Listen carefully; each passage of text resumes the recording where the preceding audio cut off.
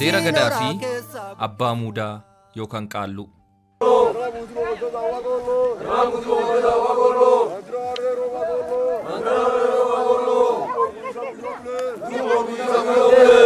Muuda jechuun kenna yookaan eebba jechuudha. Abbaa muudaa kan jedhamu qaalluu eebba kennuudha. Qaalluun dursaa amantaa Oromooti.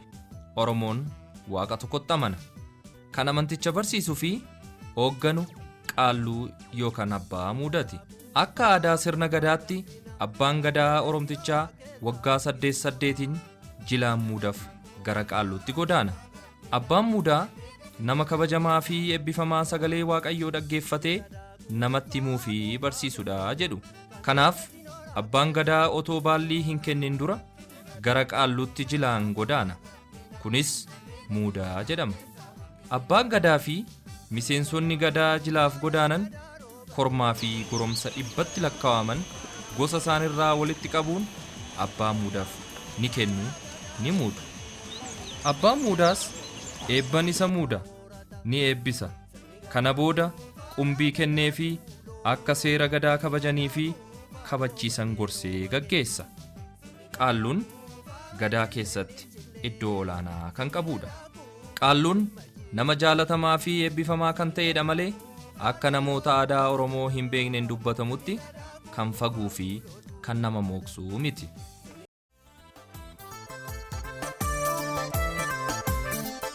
Sirna gadaa fi odaa. Odaan muka gaaddisa bal'aa qabuu fi abbootiin gadaa sirna gadaa gaggeessuudhaaf jalatti wal gahanii fi kan itti irreeffatanidha. Aadaa kanarraa ka'uun Oromoonni naannoo odaan itti biqilu mara qubatan gumii isaanii gaaddisa odaa jalatti gaggeeffachaa turaniiru. Odaan wiirtuu aadaan siyaasni fi amantiin Oromoo itti mul'atuu fi itti gaggeeffamudha.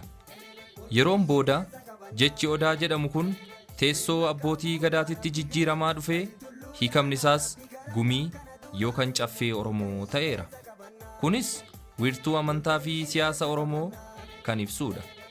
Odaan arda seera fi heerri Oromoo itti tumamu yoo ta'u, tumaan achitti godhamu caffee irratti lallabama.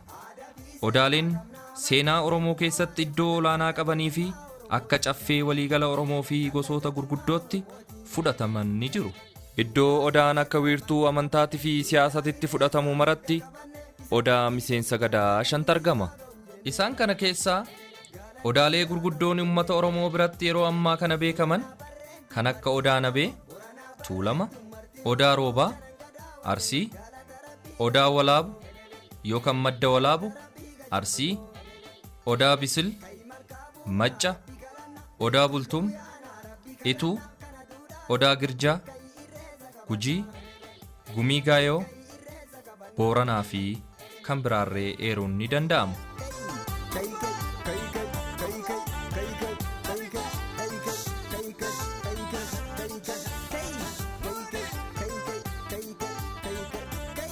Misooma wiirtuuwwan odaa Oromootaa.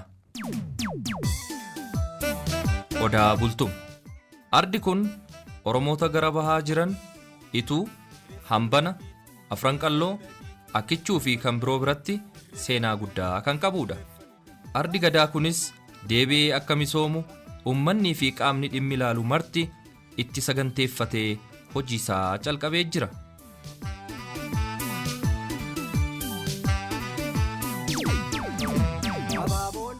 Odaa roobaa.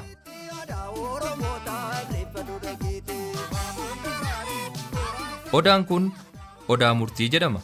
Cinna gadaa odaa nabee booda iddoo gadaan itti haaromfame waan ta'eef seenaa Oromoo keessatti iddoo guddaa kan qabudha. Misoomni arda kanarratti gaggeeffamu gara uummataatiin sochii guddaan kan godhamaa jiru yoo ta'u, gama biiroo aadaa fi turizimii Oromiyaatiinis seenaa arda kanaa ifa gochuuf wanti guddaan hojjetamaa jira. Odaa nabee. Ardi jilaa kun godina addaa naannoo Finfinnee aanaa Aqaaqii keessatti kan argamudha. Odaan nabee arda jilaa Oromoo durii kaasee isa tokkodha. Kunuunsi fi Misoomni arda kanaa kan eegale yoo ta'u, yeroo ammaa diizaayiniin galma abbaa gadaa hojjetamee gara hojiitti hiikuuf adeemamaa jira. Kana malees siidaan odaa nabee magaalaa Duukam keessatti hojjetame eebbifamee jira. Kunis hawwata turizimii guddaa fi madda odeeffannoo sirna gadaa ta'uu danda'a.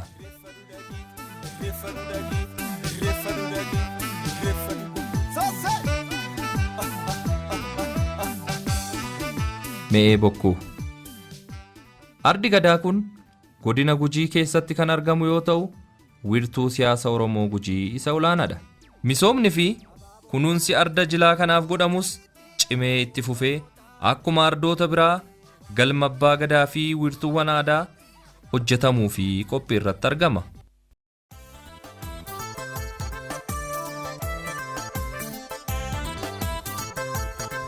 Gumii Gaayoo.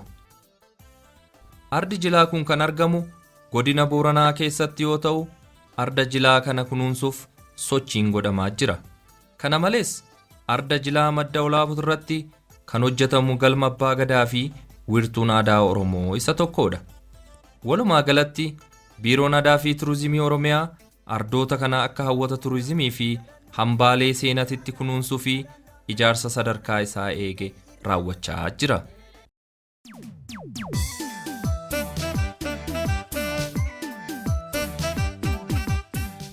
Sirna gadaatii fi irreecha.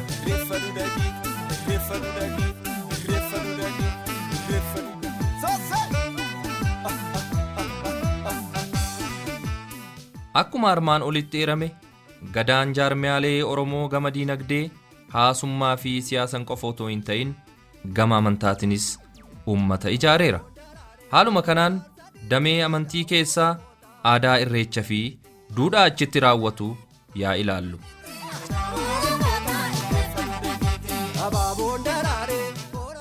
Sabni Oromoo waaqa tokkichatti amana. Waaqni immoo Oromoo biratti isa waan hunda uume, gooftaa humna olaanaa qabuu fi hunda gochuu danda'u, arjoominnii fi nageenyi isaa kan dhuma hin qabneedha jedhu. Kanaaf Oromoon amantiin isaa waaqatti malee nama yookaan uumama kamittuu miti jedhanii dubbatu.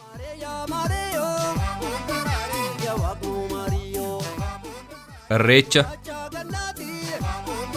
Irreechi sirna waaqeffannaati.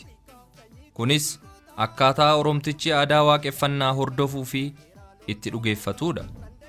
Aadaan irreechaa kun iddoo ulfina qabu maratti raawwatamuu kan danda'u yoo ta'u, akka gosaa fi lammii Oromootti garuu yeroo fi guyyaa uummanni marti gamtaadhaan iddoo tokkotti bahee irreeffatu jira. Irreechi iddoo beekamoo lamatti gamtaan raawwatama. Kunis irreecha malkaa fi tulluu jedhama.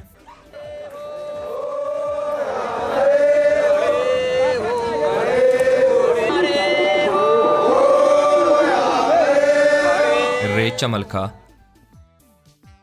Irreechi malkaa kan ayyaaneffamu seensa baatiiwwan birraa yoo ta'u, kunis akka lakkoofsa Itoophiyaatti fulbaana 20 haga 24tti waggaa waggaan akka ta'e beekama. Irreecha tulluu.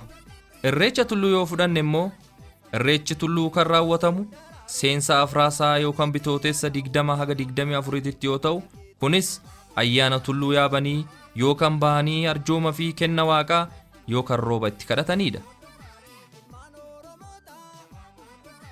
Iddoon irreechaa malkaa fi tulluu maaliif ta'e? Yookaan baatii fulbaana fi bitootessaa keessa maaliif murtaa'e? Kun gaafii nama hedduu ta'uu danda'a. Irreechi malkaa kan kabajamu roobni gannaa dhumee baatii fulbaanaa keessa yeroo malkaan irratuu fi firrii fi hambii walitti ce'ee wal gaafatudha. Guyyaan irreechaa kun iddoo baay'eetti ayyaana birraa jedhama.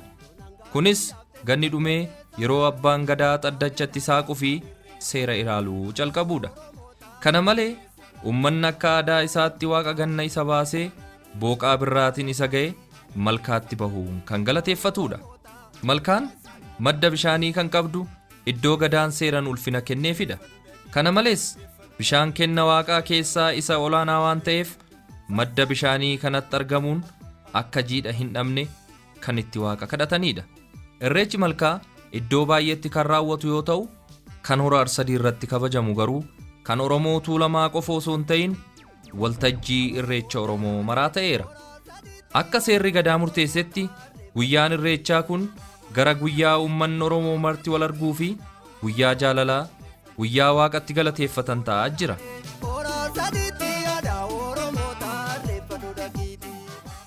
Irreecha Tulluu. Ayyaanni irreechaa kan Tulluu irratti kabajamu kun baatii Afraasaa yookaan Bitootessa 20 haga 24tti ta'ee kan Tulluu irratti kabajamu yoo ta'u, kunis guyyaa Oromoonni Tulluu yaabanii yookaan bahanii rooba fi nagaa itti kadhatanidha. Yeroon irreechi Tulluutti kabajamu kun yeroo hongeen itti hammaattee dhabsuun bishaanii namaaf loon itti bu'u waan ta'eef Waaqayyo akka rooba isaan badhaasu waltajjii bahanii kan itti kadhatanii fi akka aadaa Oromootti kan itti dhugeeffatanidha. Tulluun baddaan isaa qilleensa qabbanaawaa, jalli isaa madda bishaanii waan qabuuf akka aadaa uummata Oromootti ulfaadha. Fakkeenyaa fi naannoo Oromoo Tuulamaatti tulluu hedduutu argama. Kanneen keessaa kan akka Tulluu Erar, Gaara Furii, Tulluu Boosot, Tulluu Eegduu, Gaara Galaan, Tulluu Waatoo Daalachaa, Hococa, Gaara Dildilaa yookaan Hinxooxxoo fi Barrak yookaan Doddee ulfinaan kan itti irreeffatanidha. Hunda caalaa garuu Tulluun Cuqqaalaa ulfina olaanaa qaba. Cuqqaalaa jedhama. Inni qabu uummanni Oromoo guutumaaf guututti hin kabaja. Gaarri kun gaara kabajaati. Akkuma seera garaa ittoo waaqaa gaditti waaqaa tumaniiti, lafaa tumanii, gaara kanaa tumaniiti, malkaa tumanii. Macca keessatti immoo Tulluu Walal, Tulluun Jorgoo fi Tulluuwwan Jibaat kan ulfinaan itti irreeffatanidha. Gara Booranaa yoo deemne immoo Tulluun Namdurii lafa irreeffannaati. Akkasumas Oromoo gosa Gujii biratti Tulluun Girjaa seenaa guddaa kan qabudha. Arsiis yoo fudhanne Tulluun Cilaaloo iddoo ulfinaati. Haaluma wal fakkaatuun Oromoo gosa Karrayyuu birattis gaarri Fantaallee kan eeramudha. Oromoo Bahaa yookaan Hambana keessatti gaarreewwan Asaboot, Carcarii fi gaarri Mul'ataa iddoo durii kaasee Oromoon itti irreeffatu akka ture ni dubbatama. Boranaa barreentu marti Oromoo, Boranaa barreentu marti Oromoo, Sharangadaa wal ga'e galata Rabbii gajagunoo, galata Rabbii gajagunoo, kayi malkaa buunaa Rabbii galanna, beentulluu yaanaa Rabbii. Egaa kabajamtoota daawwattoota keenyaa walumaa galatti fiilmii dookumantarii gabaabaa mata duree sirna gadaa Oromoo jedhuun biiroon aadaa fi turizimii Oromiyaa qopheessee isinii dhiyeesse kanarraa waan hedduu akka hubattan abdii guddaa qabna. Gara fuulduraatitti hanga qophii biraatii walitti deebinutti nagaatti isiniin jechaa yaada yookaan komii yoo qabaattan karaa bilbila keenyaa nuu bilbilaa. Akkasumas karaa imeeliif lakkoofsa sanduuqa poostaa keenyatiin nu barreessaa.